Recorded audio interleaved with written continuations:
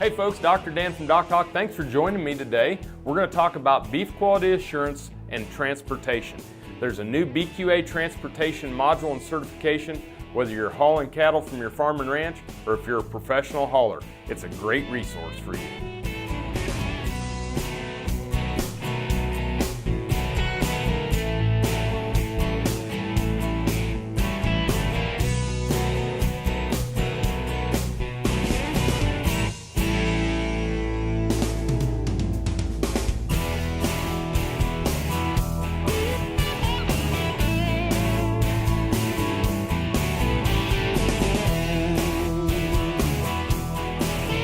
Closed captioning brought to you by agpromosource. Together we grow. Learn more at agpromosource.com. This segment brought to you by Kansas Regenerative Medicine. Your stem cells, your health, your life. Hey folks, Dr. Dan from DocTalk here. Thanks for joining me today. We're going to talk about beef quality assurance and the new transportation BQA program that has been launched by the National Cattlemen's Beef Association through your checkoff dollars.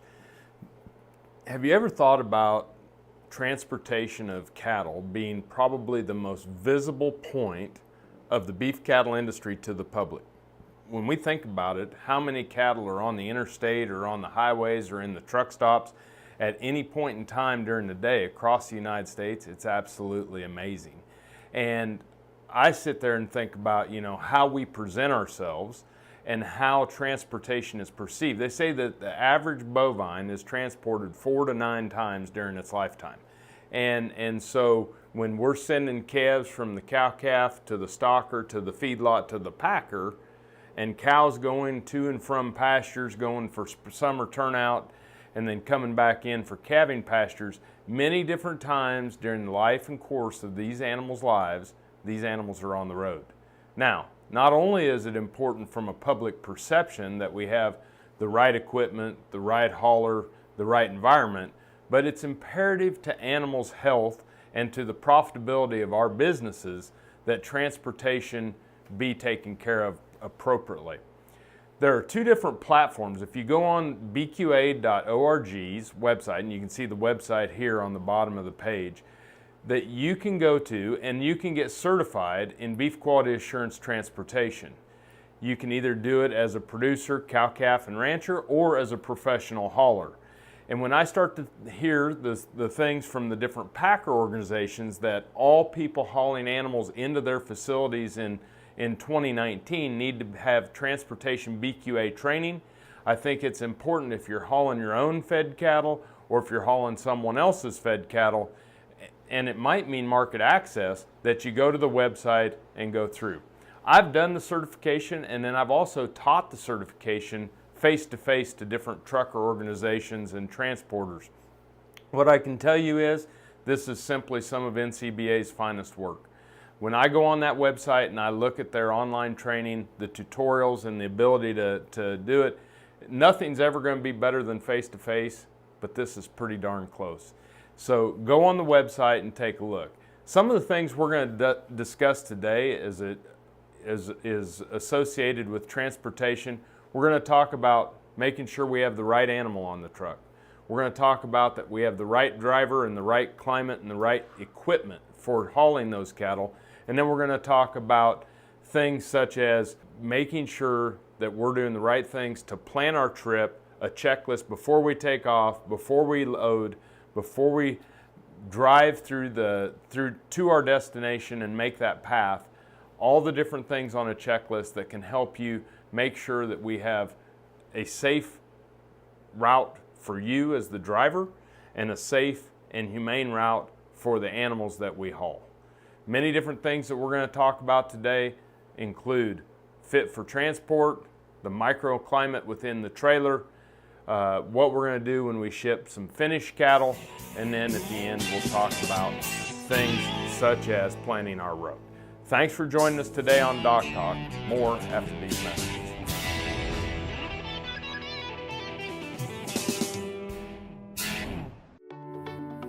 My name's Karen Cope and I have multiple sclerosis. I heard about the stem cell research with the Kansas Regenerative Medicine Center. Before we decided to do that, I had cognitive testing done. After the stem cells, I had the cognitive testing completed again, and the results indicated that I had a 6-point increase in my cognitive abilities. It was like somebody had taken Windex and washed all the fog off my brain, and so I had the concrete, validated information that stem cells work. As fourth-generation farmers themselves, Heinen Brothers Ag Service understands the risk and rewards of farming. So when it comes to quality aerial and ground application, fertilizer, ag chemicals, and anhydrous ammonia, call Heinen Brothers Ag today, 800-760-4964. AgPromosource is a unique group of marketing specialists with one mission: help your ag business grow. Each affiliate has their own area of expertise, and they work together to bring you advice, products, and services. To get started, visit agpromosource.com. AgPromosource. Together we grow. This segment brought to you by Santa Fe Trail Meats in Overbrook. Visit us online at sftmeats.com. Hey folks, welcome back to DocTalk. Dr. Dan Thompson here, and I'm at Kansas State University. And today, here at the College of Veterinary Medicine, we're discussing transportation beef quality assurance. And again, if you go to www.bqa.org and click on transportation, you can find their online transportation education portal. And it takes you probably a couple hours to go through, but it is some great information. And when you're done, you'll get a packet mailed to you with your certificate that shows that you are a certified transporter, but they'll also give you a card that you can carry with some interesting facts and numbers that you can call in case of emergencies and things when you're transporting cattle. So go on the website and get certified, get your BQA certification wallet card, so that when packers that are going to require BQA transporter training to haul cattle into their facilities, if you're hauling them for yourself, hauling them for a neighbor, hauling them for a company, that you'll have that certification. Now, let's first talk about our first area of interest, and that is making sure we have the right animal. The OIE, which is the World Animal Health Organization, has what we call the OIE Terrestrial Code for fitness for travel. And this is set up for air, land, and ocean or water transportation of cattle. And cattle that are not fit to transfer are ones, first of all, we don't want to put any animals that are sick, injured, weak, or debilitated in any manner on the truck. Those animals do not need to go into the food supply chain, and those animals they're not strong enough for transport. What we're really trying to do is make sure that we don't send animals that we don't want to go into the supply chain, and the second one is we don't want to send an animal that's too weak to withstand the rigors of the travel. Any animal that's not able to stand or one that can't bear weight on a leg should not be shipped. And when you ship those to a packer and those animals wind up going down on the truck, that animal is then euthanized and tanked. So making sure that we send animals that can bear weight, that can withstand travel, transport, the jostling around, is very, very important. We want to make sure that we don't send any newborn animal, and we don't want to send any animals that are in the final 10% of their gestation, or one that has just given birth within the last 48 hours. So we can't send cows that are close to calving on the truck, and we can't send animals that have just had a calf on the truck. Any animals that have a wound or an open wound should not be transported. And other things such as prolapses. Animals that have a prolapsed rectum, vagina, or uterus should not be transported. And so it's some common sense things, but when you sit back and you think about it, when we have a prolapsed uterus, that thing is so heavy, and if that would break off, the uterine artery, the animal would bleed out right there on the truck. So we don't want to send animals that are sick, injured, or weak, and specifically we don't want to send animals that are three-legged lame or ones that are lame that could get worse during transport. Those are just the fitness to transport. It's a list that was developed by the World Animal Health Organization. When we come back, we're going to start talking about things you can do to make sure your trailer is ready and planning the route of transportation. You're watching DocTalk. Get BQA certified. We'll see you after these messages.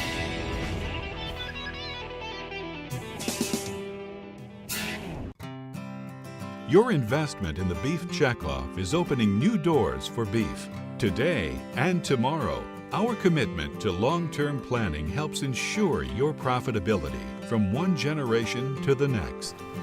Hello, this is Caleb Plyler and Son Charolais. This is my son Huck and my wife Brianna.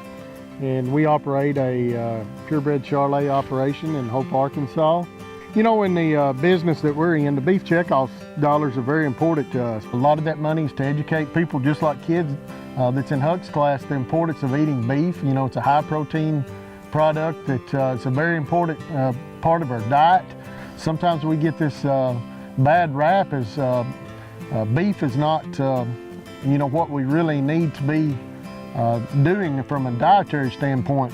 But, you know, being able to get to the kids and let them know that, you know, beef, it is what needs to be for dinner. You know, one of the bigger things with our family is getting to go out and show off some of our cattle. Huck, he gets to show a lot of heifers. A lot of what we do trying to get him into showing is the fact that it's teaching him discipline, respect for the animals, and it's going to continue to give him lifelong skills throughout his life. But I think it's very important that, you know, the next generation understands how important the beef industry is. Just like Huck here, we plan on him one day operating this farm. And, you know, if we can do that, we're doing what we need to. Because, you know, this country is founded upon people that, you know, have family traditions and do a really good job of keeping those traditions going. Huck, one day, what kind of cows do you want to grow up to have, you think? Charolais. Charolais, all right. You know, if the beef checkoff dollars are going to really good causes and really promoting beef, then the consumers are going to want to buy more beef, and that leads for us making more money in the end, and it really helps the quality of people's cow herds because we're able to enhance our genetics even more. Hi, I'm Kim Mandarin with Hardy Insurance. I'm here to help you with all of your farm and ranch needs. When it comes to protecting your operation and your family, you need a name you can trust at a price you can afford. Call me today or visit hardyaviationins.com. Sure Crop Fertilizers was started by my father, Don Sherman, and my mother, Shirley Sherman. Family business that started in the 80s. We predominantly focus on plant nutrients and what we can do to give growers better responses with the fertilizer dollars that they do, and what we can do to make those things work better for the grower. We're based out of Seneca, Kansas. We work with growers in their soil analysis to figure out what they need, and then we can put those in a blend that gives them the best results, and so that we can deliver that direct to their farm so that they have those nutrients where they need them, when they need them, and so that they can apply them in a manner that's very efficient to them and works well in their planting systems and what they're doing. Sure Crop Fertilizers has been around for a long time. We always say we're big enough to take care of everything you need, but yet we're small enough to do it quickly. You can get a hold of us at 1-800-635-4743. Our website is surecropfertilizers.com, and you can always email me at Corey@surecropfertilizers.com, and with any questions you have, we'll be glad to answer it and work with you.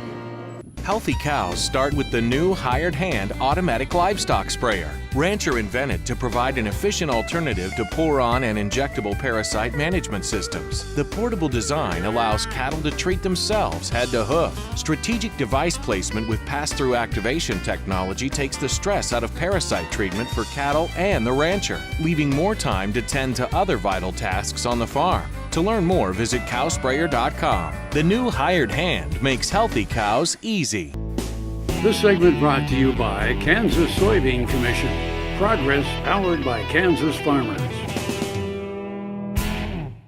Hey folks, Dr. Dan here from DocTalk. We're talking about transportation BQA, and go to www.bqa.org, click on transportation, take the farmer or rancher transportation certification, or if you're a professional driver, take that one. Before you take off on the road, some of the things that we need to understand is making sure that we pick the right path and making sure that our equipment is functioning appropriately. We need to check tires, we need to check turning signals, brake lights, many different things, gates, working on the trailer to make sure that you're safe and to make sure that we don't have a breakdown. Because when we're hauling during extreme weather, a breakdown could mean death to cattle that are being transported. Specifically, the two types of extreme weather that we talk about or think about is heat stress or cold stress. And heat stress during the summer, some of the things that you can do to prevent heat stress for cattle on the trailer, number one is the time of day you haul. Make sure we haul early in the morning or that we haul in the evening. If we can maintain not hauling between 11 a.m. and 4 p.m., that'd be great for decreasing heat stress for cattle that are on the truck. The other thing is, don't pack the cattle too tight. The more cattle we have packed in there, the worse the airflow is in the trailer, and the worse the airflow, the worse it will have as far as heat stress events. Another one, and lastly on heat stress events, is making sure you don't stop too often or too long. If we're going to stop, we want to make sure it's less than 10 to 15 minutes, and you want to make sure that you park your truck in a manner that the trailer can catch a breeze or that we provide shade. Don't pull up alongside another truck or pull up along a wall that would impair airflow within the trailer. If you get pulled over by a highway patrolman for going too fast, make sure you let them know that you have perishable goods and live animals in the back, especially during times of heat stress. You won't get out of the ticket, but you might get on the road a little bit quicker. The other one is cold stress, okay? And cold stress, we don't generally think about it here in the States as much as we do in the northern parts of the US and in Canada.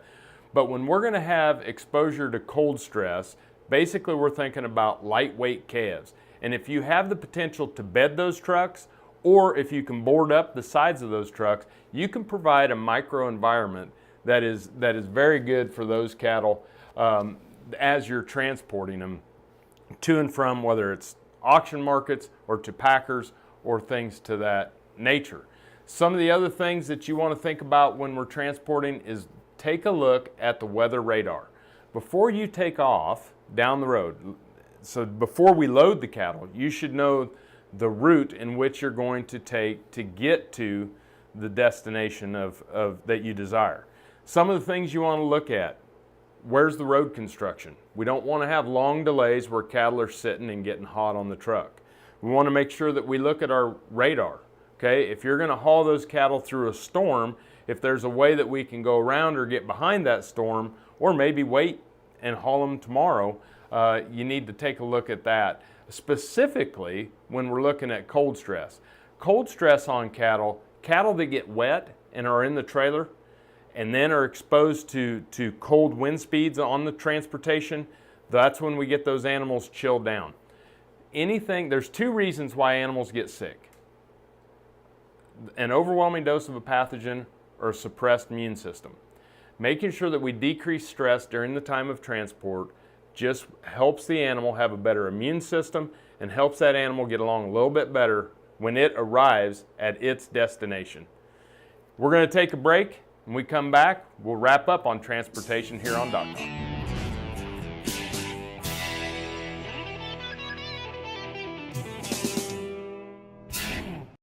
Valley Vet Supply is devoted to providing information and professional quality products at reasonable prices. Valley Vet Supply. We do business with Blueville because of the quality of their work. It is excellent quality, and because they make a commitment to their customers. We enjoy the benefits of hiring a good company to help us maintain this home. We will always do business with Blueville. We have for many, many years, and there's no reason for us to look for any other service.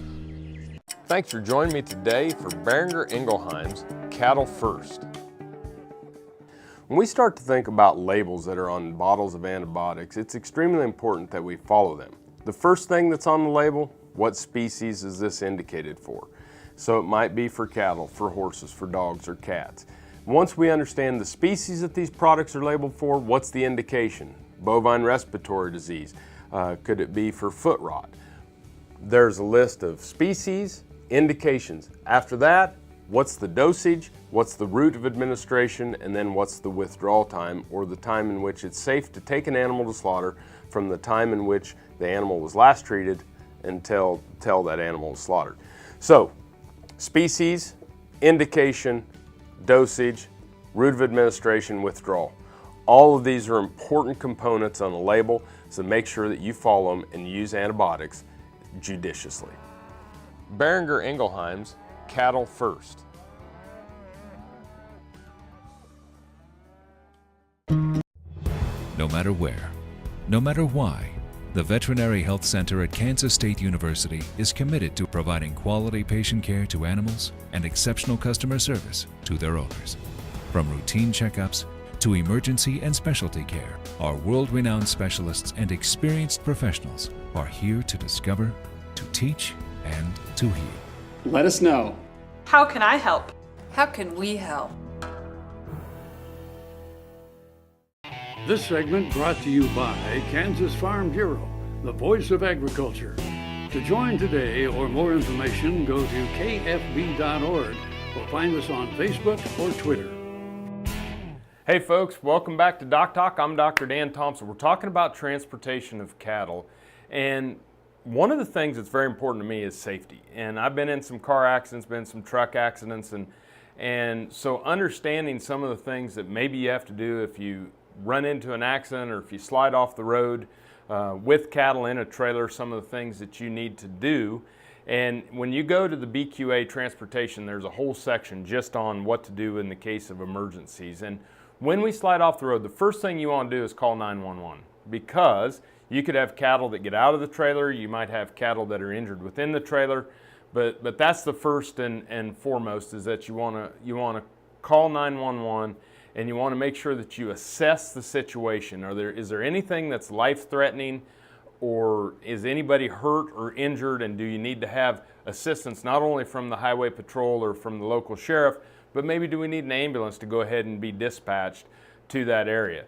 So once we do that, and once you've assessed the situation and called 911, if you have roadside signs or flares, you want to put those out to make sure that oncoming traffic understands what's going on and that they need to get over or at least slow down, okay?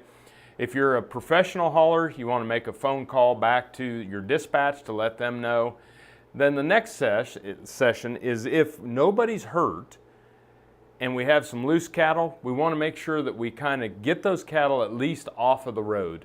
And so that's something that we want to think about, is that we want to make sure that the cattle are off the road, because we don't want oncoming traffic to hit one of those, become part of the accidents. We've had times where we've had accidents where people try to dodge the cattle and they wind up being in the wreck that's already occurred because they didn't see the wreck, they saw the cattle. So something to that nature, I think, is very, very important, that we gather up the loose cattle. The other thing is you want to make sure that you take pictures. If you have a cell phone or you have an ability to take pictures of what happened so that you can better explain it to the authorities.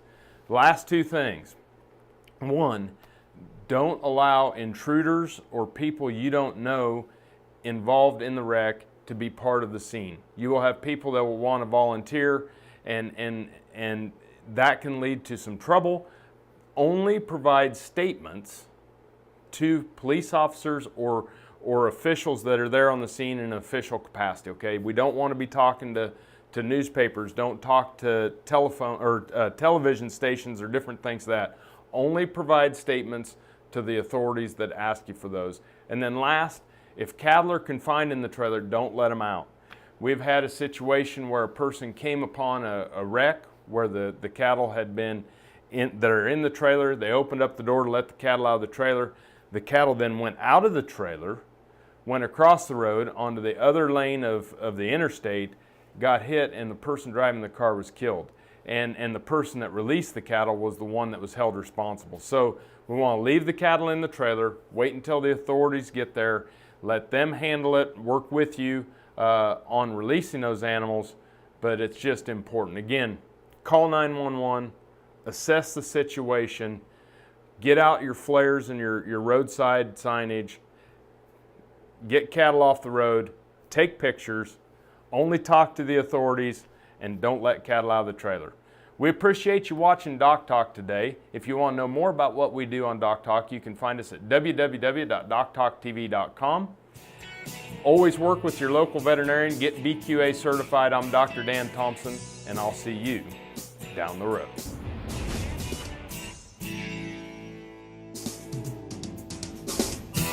Closed captioning brought to you by agpromosource. Together we grow. Learn more at agpromosource.com.